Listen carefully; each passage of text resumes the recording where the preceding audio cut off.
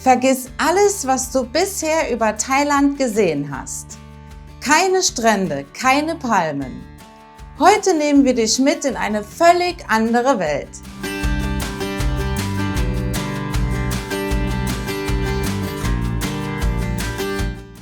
Willkommen im Khao Sok Nationalpark. Ein Ort, der aussieht wie aus dem Film Avatar. Und für uns das absolut schönste Naturwunder, das dieses Land zu bieten hat.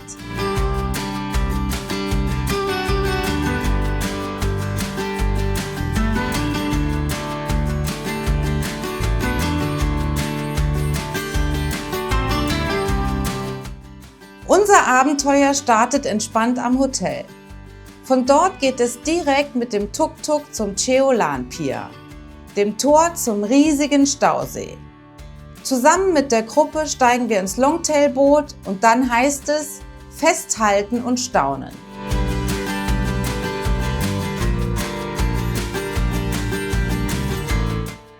Schon die Fahrt über den Cheo Lan See ist magisch. Wenn dir der Wind ins Gesicht weht und vor dir plötzlich diese gigantischen Karstfelsen aus dem smaragdgrünen Wasser ragen, fühlst du dich plötzlich ganz klein.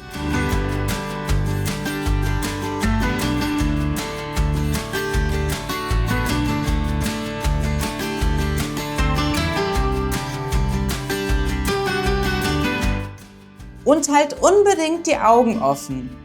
Wir hatten riesiges Glück und haben direkt vom Boot aus Flughunde, Affen und sogar einen Tukan gesehen. Leider waren sie zu schnell für die Kamera, aber allein dieser Anblick in freier Wildbahn ist unbezahlbar.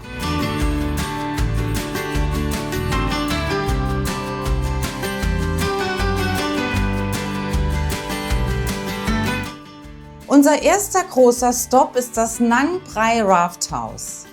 Hier haben wir gut 2,5 Stunden Zeit zur freien Verfügung. Und die Aussicht hier ist der Wahnsinn.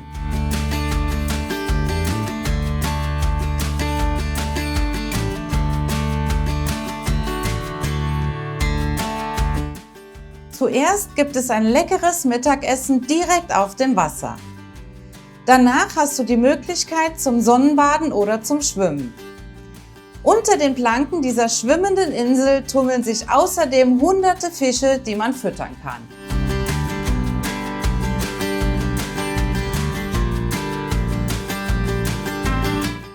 Das absolute Highlight hier: Nimm dir unbedingt ein Kajak.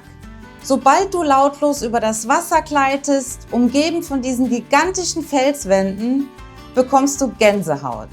Es fühlt sich wirklich an wie in einem Traum.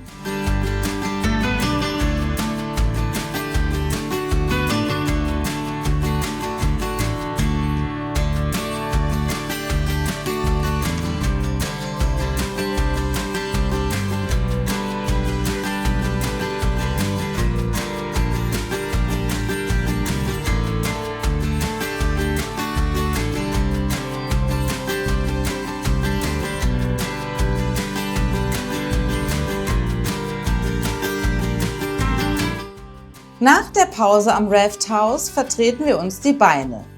Es geht rein in den Dschungel. Wir machen eine geführte Wanderung durch einen der ältesten Regenwälder der Welt.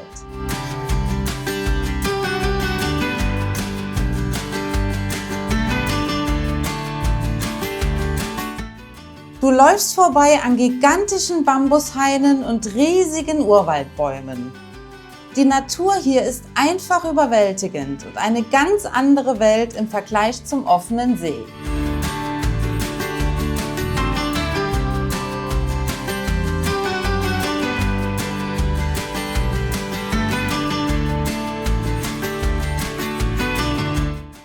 Danach steigen wir wieder ins Boot, denn das nächste Highlight erreichen wir auch direkt über das Wasser.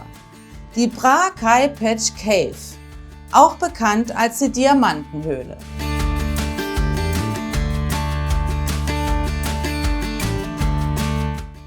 Hier drin siehst du beeindruckende Stalaktiten und Stalagmiten. Und wenn du genau an die Decke schaust, entdeckst du hunderte Fledermäuse. Ein echtes kleines Abenteuer.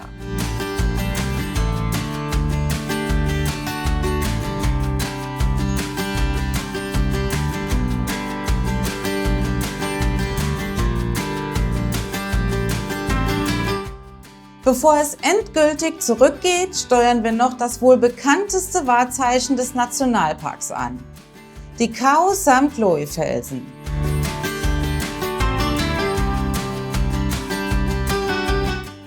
Das sind diese 3 ikonischen Karstnadeln, die majestätisch aus dem Wasser ragen. Dieser Anblick ist das perfekte Postkartenmotiv und der krönende Abschluss.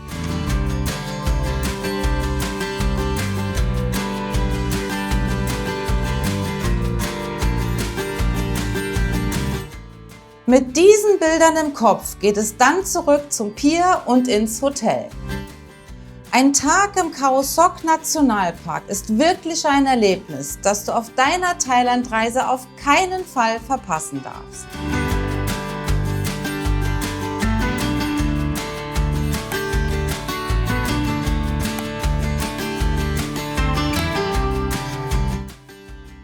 Jetzt geben wir noch ein paar Tricks und Tipps zum Khao Sok Nationalpark und wir starten gleich mit der Anreise. Ja, also die Anreise zum Khao Sok Nationalpark könnte einfacher nicht sein. Das ist ja eins der Highlights in ganz Thailand und jeder will irgendwann früher oder später mal dorthin. Von daher, da fahren ewig viele Minivans rum und es liegt in der Provinz Surat Thani. Das heißt, es gibt einen Bahnhof, du kannst mit dem Zug anreisen von Bangkok oder noch von weiter im Süden. Du kannst hinfliegen, dann liegt es quasi in der Mitte zwischen der Andamanensee und dem Golf von Thailand. Kann man wunderbar verbinden. Alle Reiseanbieter haben das quasi im Portfolio. Das heißt, du kommst von Koh Lanta, du kommst von Phuket, von Khao Lak kommst du ohne Probleme zum Khao Sok Nationalpark, genauso von Koh Samui. Es ist eine wunderbare Tour. Koh Samui, dann Surat Thani, Khao Sok, dann von mir aus nach Koh Lanta oder Khao Lak oder Phuket. Also überhaupt kein Problem. Es gibt unendlich viele Anbindungen, super viele Minivans, ist wirklich easy going. Ja, und auf jeden Fall kannst du gerne unseren Want2Go-Link benutzen, der ist in der Videobeschreibung. Und wir buchen fast alles mittlerweile mit Want2Go, jetzt gerade in der High Season. Da brauchst du dir keine Gedanken zu machen, wenn du vor Ort bist, ob du noch eine Minivan bekommst oder nicht. Genau. So, jetzt kommen wir zum Hotelstandort. Also die meisten gehen zum Khao Sok Nationalpark Headquarter. Das ist auch der Teil, wo die meisten Leute sich dort niederlassen.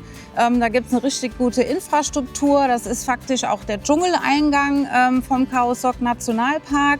Allerdings ist der Weg zum See dann doch recht weit. Das sind ca. 70 Kilometer. Aber wie gesagt, die Infrastruktur ist da super. Da hast du Restaurants, da kannst du dir einen Roller mieten, da wirst du auch Leute kennenlernen. Und von dort aus kannst du also auch viele Touren machen, nicht nur zum See, sondern auch wie zum Beispiel einen Dschungelspaziergang oder Ähnliches. Ja, und am Headquarter gibt es auch jede Menge Unterkünfte. Da wirst du auf jeden Fall fündig, du wirst auch was Günstiges finden. Aber wir empfehlen dir auf jeden Fall früh zu buchen, insbesondere in der Hauptsaison. Ja, und dann gibt es noch die Möglichkeit, direkt auf dem See zu übernachten, in einem von den schwimmenden kleinen Orten. Wir haben ja auch an so einem gestoppt. Und dann muss man sagen, da ist die Preis-Leistung vielleicht nicht ganz so gut, weil die relativ günstigen Bungalows, die trotzdem noch sehr teuer sind, sehr einfach sind. Man hat keinen Strom quasi, keine eigene Toilette, man hat eine Matratze, oft wo auch einfach auf dem Boden liegt mit einem Bettüberzug. Und es kann auch sehr laut werden tagsüber, weil dann oft die Touren dort anhalten. Und auch die schwimmenden, sage ich mal, Stege an sich, die knarzen die ganze Nacht. Also, wir haben es ja gehört. Und der eine oder andere war in den 2 Stunden, wo wir da waren, war das manchen Leuten schon zu laut. Also Richtig. Das muss man wissen. Und man hat auch keine eigene Toilette oder kein Bad. Und wir haben auch die öffentlichen Toiletten benutzt, die Gemeinschaftstoiletten. Und die haben nicht gerade so gut ausgesehen. Also wenn, dann sollte man die teurere Version holen, aber dann wird es auch ganz schnell teuer. Richtig wenn man teuer, sich so ein Deluxe-Bungalow irgendwo an so einem Pier holt auf dem Khao Lak-See, dann ist man bestimmt ganz schnell bei plus 150 € dabei. Also das sollte man auch wissen. Ja, also wir hatten unser Hotel in der Nähe des Piers, also es waren nur 10 Kilometer Entfernung. Aber das lohnt sich auch nur, wenn man tatsächlich nur den See machen will, weil alles andere dann wieder zu weit weg ist.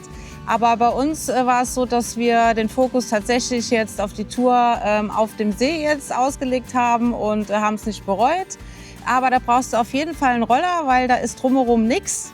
Also selbst zum Restaurant zu kommen, brauchst du definitiv einen Roller, ne? Das ist halt der Nachteil. Aber für uns hat das ganz gut gepasst. Und falls du dich jetzt wunderst, warum wir jetzt woanders sitzen, das liegt daran, dass es angefangen hat zu regnen und wir eben halt unseren Ort verlassen mussten im Grünen.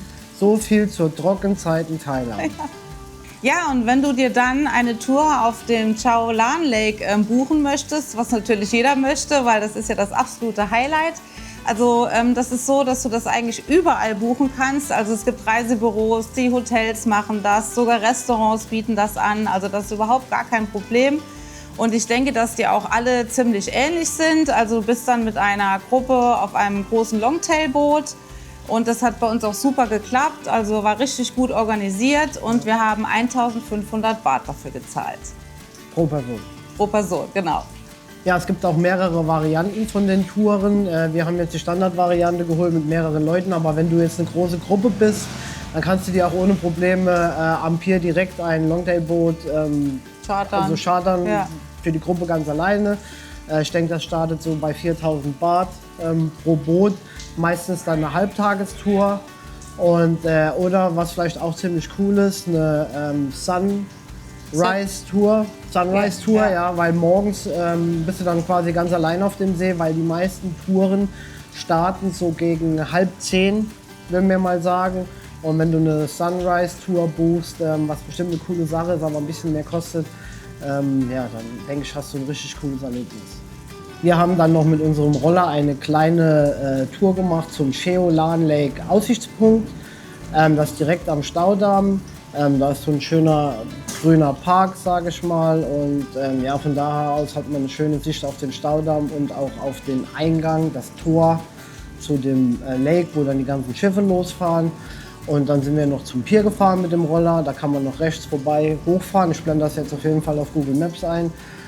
Dort haben wir noch ein echt tolles Café entdeckt, wo man noch gut essen kann.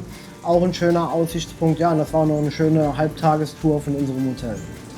Ja, Fazit zum Khao Sok Nationalpark. Also der Park hat uns total umgehauen. Man kommt sich echt vor wie in einem Hollywood-Blockbuster. Also man denkt, man ist im King Kong-Film oder Avatar. Und das ist auf jeden Fall eine Reise wert. Also wenn du im Süden von Thailand unterwegs bist, dann nimm auf jeden Fall den Khao Sok Nationalpark mit. Das hat sich absolut gelohnt und mit Sicherheit eines der coolsten Sachen, die wir bisher jemals gesehen haben. Und ja, und auf jeden Fall aber früh buchen, weil da ist schon viel los, klar. Und ja, wenn es geht, vielleicht kannst du ja in der Nebensaison hin, dann ist alles ein bisschen günstiger und nicht so viel los. Aber auf jeden Fall mitnehmen. Khao Sok Nationalpark, Daumen nach oben. Richtig geil, lohnt sich auf jeden Fall, sollte man tun. Ja, und wir hoffen, dieses Video war für dich eine gute Entscheidungshilfe, damit du deine Reise perfekt planen kannst. Und falls dir das Video gefallen hat, freuen wir uns über einen Daumen nach oben, einen Kommentar und natürlich auch ein Abo. Bis dahin, bis bald, ciao, ciao. Mach's gut, ciao.